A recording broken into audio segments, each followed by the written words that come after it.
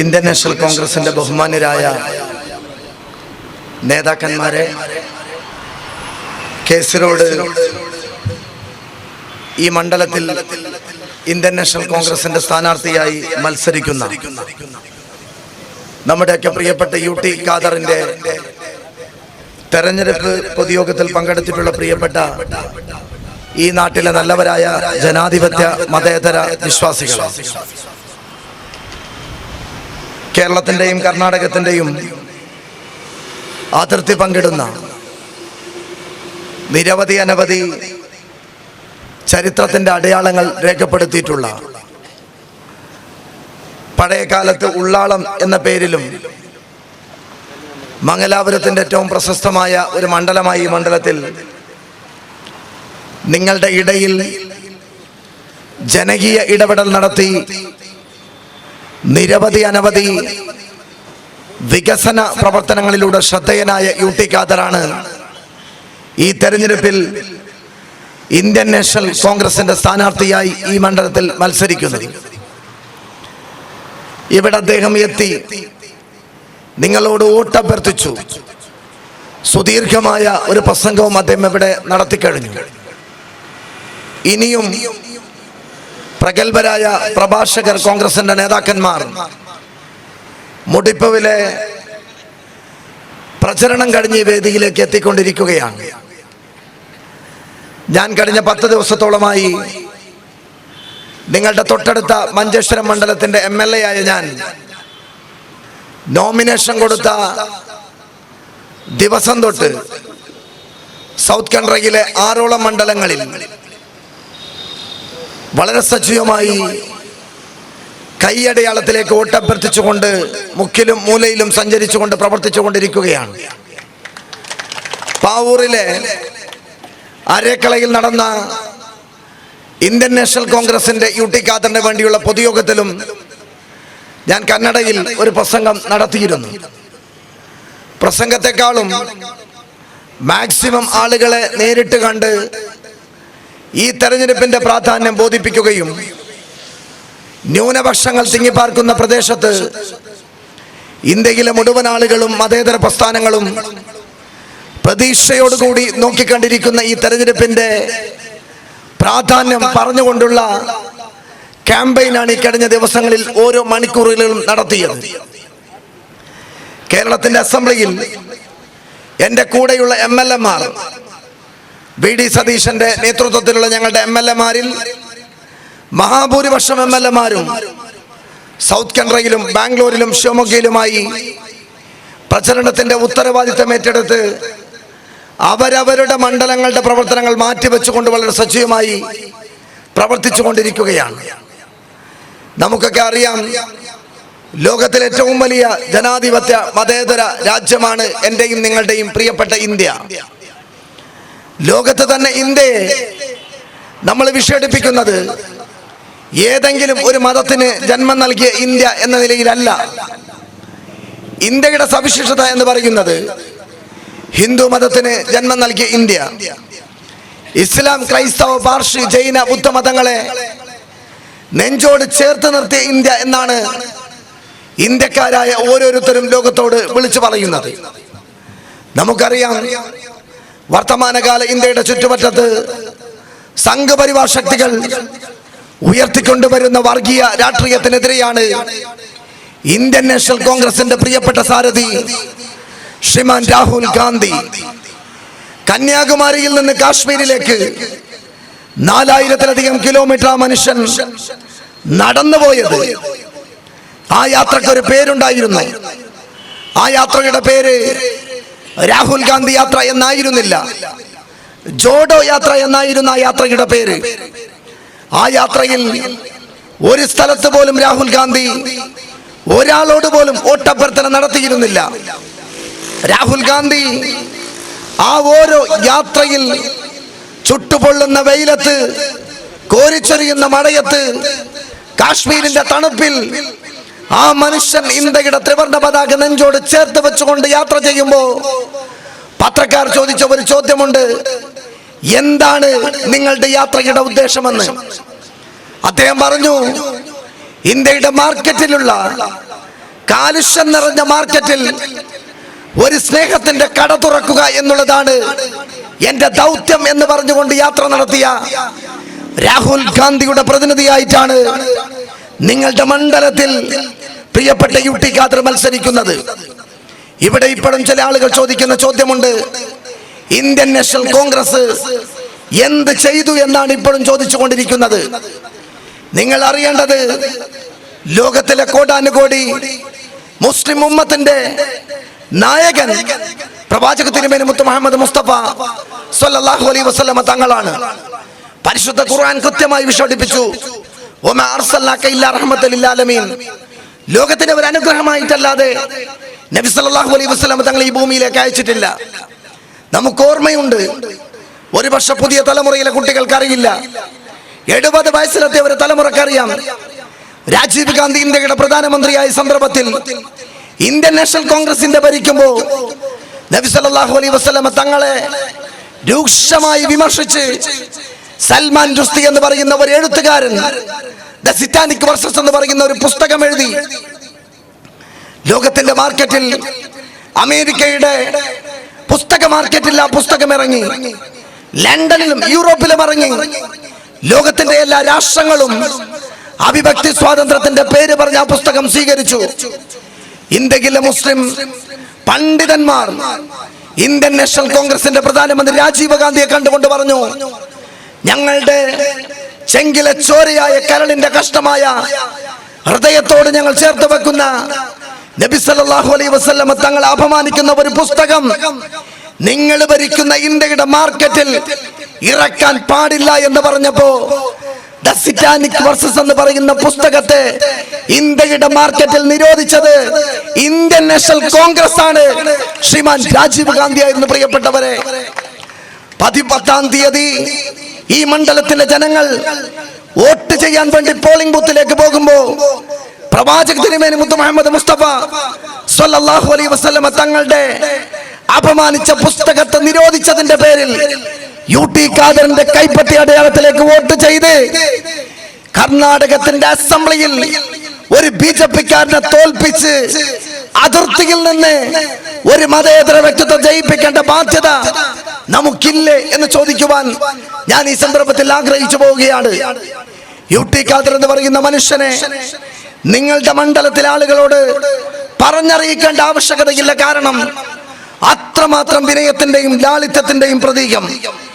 മന്ത്രിയായ സന്ദർഭത്തിൽ ധാരാളം നന്മകൾ ചെയ്ത ഒരു മനുഷ്യൻ, തന്റെ ഏക പുത്രിയെ പോലും ആഫിലാക്കിയ, ഒരു വർഷ വർത്തമാനകാല ഇന്ത്യയിലെ നേതാക്കന്മാരുടെ പട്ടിക എടുത്തൊരു വിദ്യാർത്ഥി റിസർച്ച് നടത്തുമെങ്കിൽ തന്റെ ഏക മകളെ ആഫിലാക്കിയ ഒരു MLA ആര്, പൊളിറ്റീഷ്യൻ ആരെന്ന് ചോദിച്ചാൽ ഏക ഉത്തരം UT ഖാദർ എന്ന് പറയുന്ന പേരായിരിക്കും. എന്റെ പ്രിയപ്പെട്ടവരെ, നമ്മളെ സംബന്ധിച്ചിടത്തോളം നിങ്ങൾക്കറിയാം എന്താണ് ഇന്ത്യയുടെ അവസ്ഥ എന്ന് നിങ്ങൾക്കറിയാം.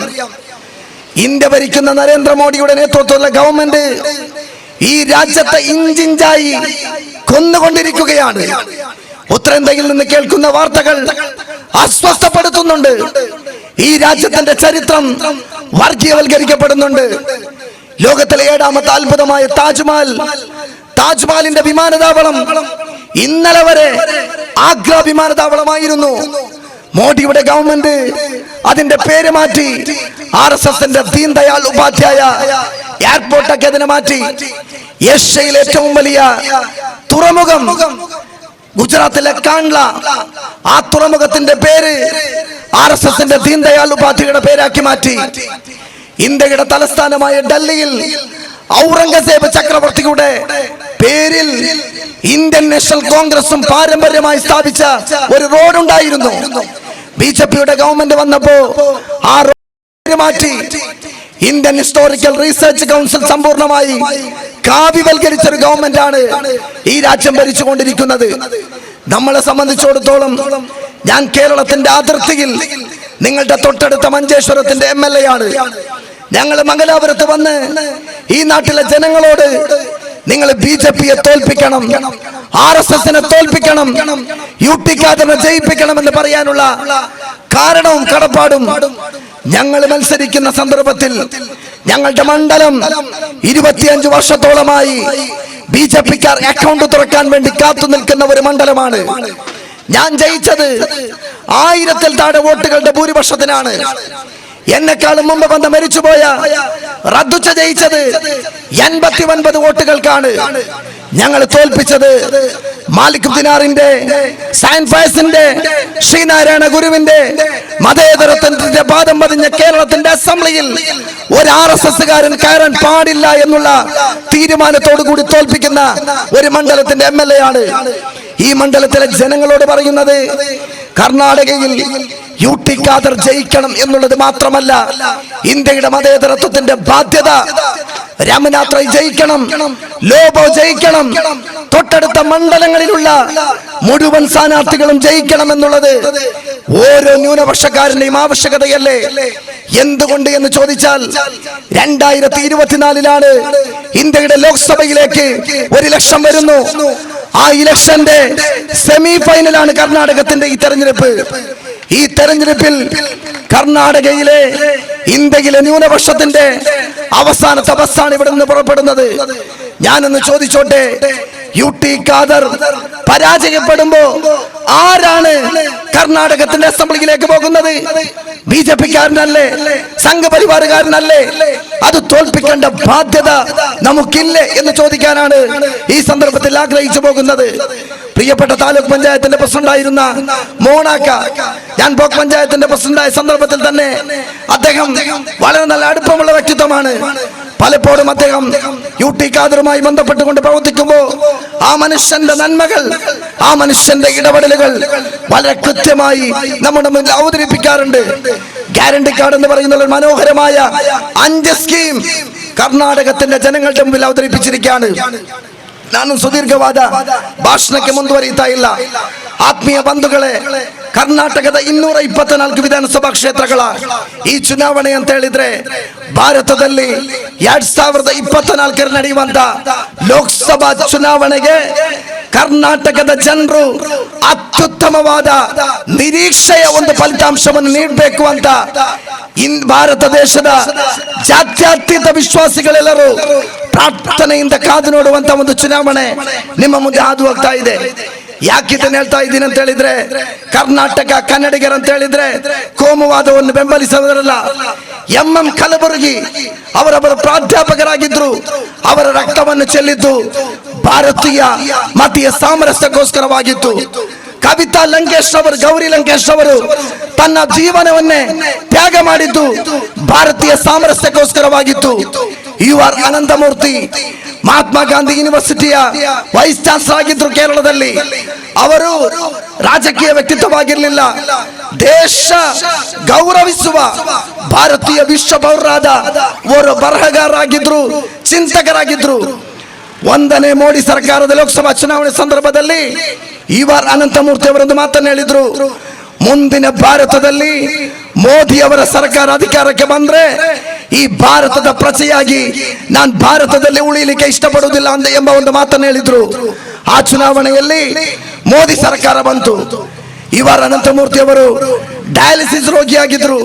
ನಿರಂತರವಾಗಿ ಅವರ ಮನೆಗೆ ನೀವು ಪಾಕಿಸ್ತಾನಕ್ಕೆ ಹೋಗಿ ನಿಮ್ಗೆ ಪಾಕಿಸ್ತಾನ ವೀಸಾ ಕೊಡ್ತೇವೆ, ಟಿಕೆಟ್ ಕೊಡ್ತೇವೆ ಅಂತ ಅವಮಾನ ಮಾಡಿ ಆ ಮನುಷ್ಯ ಕಣ್ಣೀರಲ್ಲಿ ನಮ್ಮ ಮುಂದೆ ತೀರಿ ಹೋದ್ರು.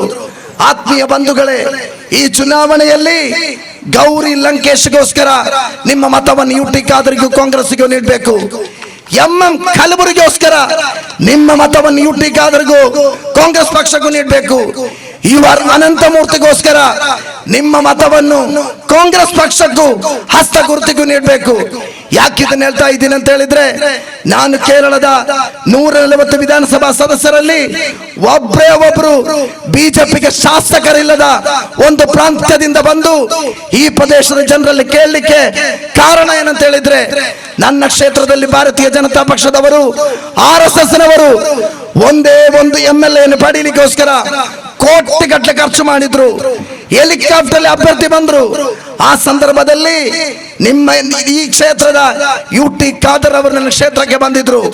ಆವಾಗ ಬಂದದ್ದು ನನ್ನ ತಮ್ಮನಾದ AKM ಅಶ್ರಫ್ ಅವರನ್ನು ಗೆಲ್ಲಿಸಿ ಬಿಜೆಪಿಯನ್ನು ಸೋಲಿಸಿ ಅಂತ ಕೇಳಲಿಕ್ಕೆ ನನ್ನ ಕ್ಷೇತ್ರದಾದ್ಯಂತ ಓಡಾಡಿ ಅವರು ಮತವನ್ನು ಯಾಚಿಸಿದ್ದಾರೆ. ಮಂಜೇಶ್ವರದ ಜನರ ಋಣ ತೀರಿಸಲಿಕ್ಕೋಸ್ಕರ ಈ ಗಡಿಯ ಕ್ಷೇತ್ರದಲ್ಲಿ ಯಾವ ಕಾರಣಕ್ಕೂ ತಾವರಿಯನ್ನು ಈ ಮುಂದಿನ 13ರಂದು ಬರೆಯ ಫಲಿತಾಂಶದಲ್ಲಿ UT ಖಾದರ್ ಕೇವಲ ಒಂದು ಶಾಸಕರಾಗಿ ನಿಮ್ಮ ಕ್ಷೇತ್ರದ ನಾಯಕ ಮಾಡುವುದಲ್ಲ, ಮುಂದಿನ ಸರ್ಕಾರದಲ್ಲಿ ನಮ್ಮೆಲ್ಲರ ಪ್ರಾರ್ಥನೆ ಸಿದ್ದರಾಮಯ್ಯನವರ DK ಶಿವಕುಮಾರ್ ಅವರ ಸರ್ಕಾರದಲ್ಲಿ ಉಪಮುಖ್ಯಮಂತ್ರಿಯಾಗಿ ಸೌತ್ ಕೇಂದ್ರದಿಂದ UT ಖಾದರ್ ಅವರು ಬರುವುದರಲ್ಲಿ ಯಾವುದೇ ಸಂದೇಹ ಯಾರಿಗೆ ಬೇಡ ಅಂತ ಈ ಸಂದರ್ಭದಲ್ಲಿ ಹೇಳಿಕ್ಕೆ ಇಷ್ಟಪಡ್ತಾ ಇದ್ದೀನಿ. ಆತ್ಮೀಯ ಬಂಧುಗಳೇ, ದೇಶದಾದ್ಯಂತ ಎಲ್ಲ ಮತೀಯ ಸಾಮರಸ್ಯವನ್ನು ಬಯಸುವಂತಹ ವ್ಯಕ್ತಿತ್ವಗಳು, ದೇಶದಾದ್ಯಂತ ಅಲ್ಪಸಂಖ್ಯಾತ ವರ್ಗದವರು, ದೇಶದಾದ್ಯಂತ ದಲಿತರು ಕರ್ನಾಟಕದ ಈ ಚುನಾವಣೆಯನ್ನು ನಿರೀಕ್ಷೆಯಿಂದ ಕಾದು ಕುಳಿತಿದ್ದಾರೆ. ನಮ್ಮ ನೆರೆಯ ಕೇರಳದಲ್ಲಿ ನಾವು ಹೇಗೆ ಬಿಜೆಪಿಯನ್ನು ಸೋಲಿಸಿ ಬಿಜೆಪಿಗೆ ಶೂನ್ಯವನ್ನು ನೀಡಿದೆವೋ ಅದೇ ರೀತಿಯಲ್ಲಿ 13ರಂದು ಫಲಿತಾಂಶ ಬರುವಾಗ ಕರ್ನಾಟಕದಲ್ಲಿ ಅತ್ಯಂತ ದಾಖಲೆಯ ಅಂಕೆಗಳೊಂದಿಗೆ ಕಾಂಗ್ರೆಸ್ ಸರ್ಕಾರ ಅಧಿಕಾರಕ್ಕೆ ಬರುವಾಗ ಬಿಜೆಪಿ ಇತಿಹಾಸದಲ್ಲೇ ಅತಿ ಕಡಿಮೆ MLAಗಳನ್ನು ಪಡೆದಂತ ಒಂದು ಪಕ್ಷವಾಗಿ ಆ ಪಕ್ಷವನ್ನು ಸೋಲಿಸಿ UT ಖಾದರ್ ಅವರ ಕೈಗುರುತಿಗೆ ತಮ್ಮ ಅಮೂಲ್ಯವಾದ ಮತಗಳು ನೀಡಿ ಅಂತ ಪ್ರಚಂಡ ಬಹುಮತದಿಂದ ಗೆಲ್ಲಿಸಿ ಅಂತ ಕೇಳಿಕೊಂಡು ಈ ಚುನಾವಣೆ ಅಂತ ಹೇಳಿದ್ರೆ ಭಾರತೀಯ ಪೌರರು ಮತ್ತು ಸಂಘ ಪರಿವಾರದೊಳಗೆ ನಡೆಯುವಂತ ಒಂದು ಚುನಾವಣೆ. ಯಾಕೆಂತ ಹೇಳಿದ್ರೆ ಮೋದಿಯವರ ಸರ್ಕಾರ ಪ್ರತಿಯೊಬ್ಬನ ಖಾತೆಗೆ 15 ಲಕ್ಷ ಕೊಡ್ತೀನಿ ಅಂತ ಹೇಳಿ ಖಾತೆಯಲ್ಲಿದ್ದ ಹಣವನ್ನು ಲೂಟಿ ಮಾಡಿದಂತ ಸಂಘ ಪರಿವಾರ ಸರ್ಕಾರ. ಹೆಚ್ಚೇನು ಹೇಳ್ಬೇಕಾಗಿಲ್ಲ, ನಮ್ಮ ಮಂಗಳೂರಿನ ವಿಮಾನ ನಿಲ್ದಾಣ ಮಂಜೇಶ್ವರದಿಂದ ಕೊಲ್ಲಿ ರಾಷ್ಟ್ರಗಳಿಗೆ ಹೋಗುವುದು ನಿಮ್ಮ ವಿಮಾನ ನಿಲ್ದಾಣದ ಮುಖಾಂತರ. ಮೊನ್ನೆ ತನಕ ವಿಮಾನ ಯಾರದ್ದು ಅಂತ ಕೇಳಿದ್ರೆ ಮಂಗಳೂರು ವಿಮಾನ ನಿಲ್ದಾಣ ಅಂತ ನಾವು ಹೇಳ್ತಾ ಇದ್ದೆವು. ಇವಾಗ ಮಂಜೇಶ್ವರದ ಯಾರಾದ್ರೂ ವಿಮಾನ ನಿಲ್ದಾಣದ ಮುಖಾಂತರ ಹೋಗುವಾಗ ನಾವು ಹೇಳೋದು ಅದಾನಿಯವರ ವಿಮಾನ ಅಂತ. ಇದನ್ನು ಮಾರಿರುವುದು ಯಾರು? ಅದಾನಿಗೆ ಕೊಟ್ಟಿರುವುದು ಯಾರು? ಈ ದೇಶದ ಪ್ರತಿಯೊಂದು ಸಾರ್ವಜನಿಕ ಸ್ವತ್ತುಗಳನ್ನು ಲೂಟಿ ಮಾಡಲಿಕ್ಕೆ ಅದಾನಿಯವರಿಗೆ ನೀಡಿರುವಂತ ಮೋದಿ ಸರ್ಕಾರಕ್ಕೆ ಎದುರಾಗಿ ಕರ್ನಾಟಕದಲ್ಲಿ 40% ಸರ್ಕಾರಕ್ಕೆ ಎದುರಾಗಿ, ಲಂಚ ಮಂಚ ಸರ್ಕಾರಕ್ಕೆ ಎದುರಾಗಿ ನಿಮ್ಮ ಮತವನ್ನು 10ರಂದು ಕಾಂಗ್ರೆಸ್ ಪಕ್ಷಕ್ಕೆ ಕೈ ಗುರುತಿಗೆ ನೀಡಿ ಅಂತ ಕೇಳಿಕೊಂಡು ನಾವೆಲ್ಲರೂ ಇನ್ನು ನಮ್ಮ ಕೈಯಲ್ಲಿ ಉಳಿದಿರುವುದು ಕೇವಲ 3-4 ದಿನಗಳು.